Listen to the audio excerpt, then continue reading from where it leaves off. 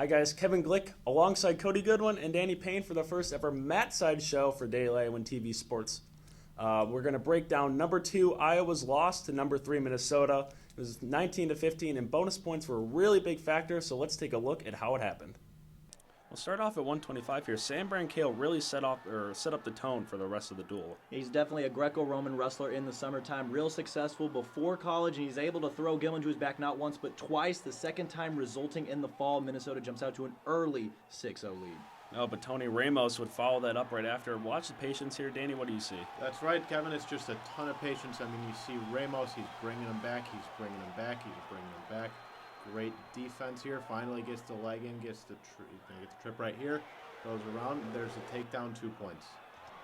That would bring it back to 3-6 after the Tony Ramos win over David Thorne. And then Josh Jeva pulls off a surprising upset over Chris Dardanes. He does, using stout defense. Dardanes gambled and chose neutral in the third period. Wasn't able to score a takedown. Jeva takes the 1-0 victory. All right, so 6-6. And that's where it gets really crazy here. DSJ almost gets pinned. That's right. We'll break this one down later, but Dylan Ness flips Derek St. John. 3 near fall points, 7 for the final, and at this point it is 6-12 Minnesota. After Nick Moore victory, Mike Evans brings it back to 12-12 and gets the monkey off his back, finally beating Logan Storley. We get that escape in the tiebreaker, Kevin. He's able to hang on here, not allowing another point, able to finally beat Logan Storley, something he had not previously done. This evens the duel at 12.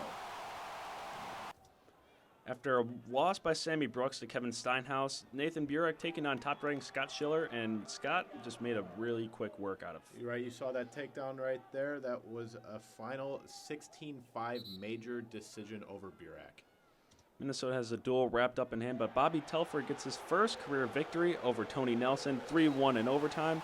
It didn't mean much to Minnesota fans as they went home happy after a win over Iowa, 19-15. So obviously you saw what happened on the mat, but off the mat, Tom Brands and company had a lot to say post-game.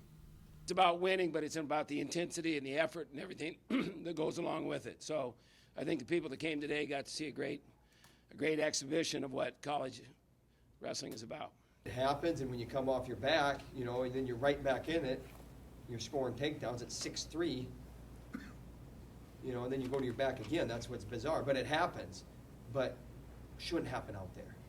Nelson and Storley, they're kind of nemesis to us. I mean, they have a few wins over both of us.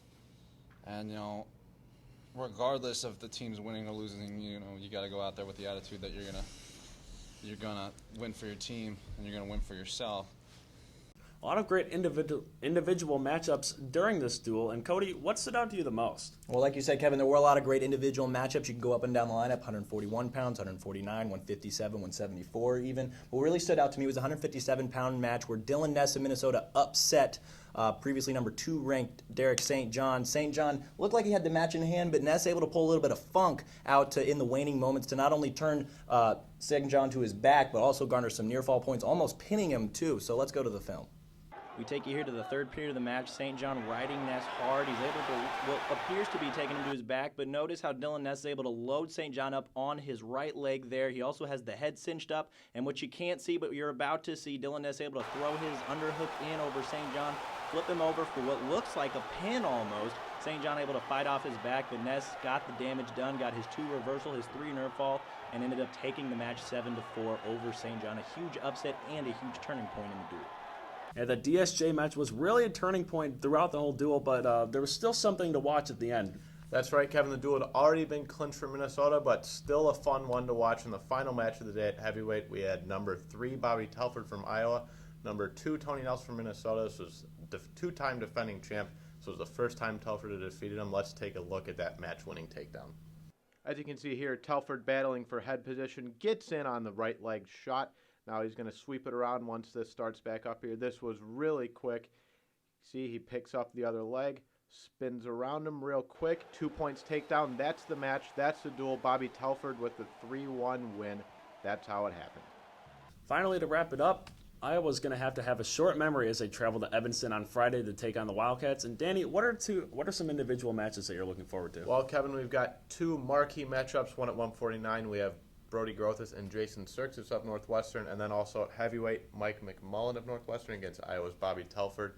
Cody, what are your thoughts? Well, these are going to be 2 important matchups, obviously. Iowa already familiar with Evanston Welsh Ryan Arena. They were over there earlier over winter break, or the publishing break, excuse me, and won the Midlands title, the 52nd Ken Craft Midlands. They were able to pin that one down. But honestly, I think this is going to be a handily favored Iowa in this duel. Those two key matchups will obviously be important in the grand scheme of things, but Iowa should be able to come out on top in this one. All right, thank you guys. For Cody Goodwin and Danny Payne, I'm Kevin Glick. We'll see you next week.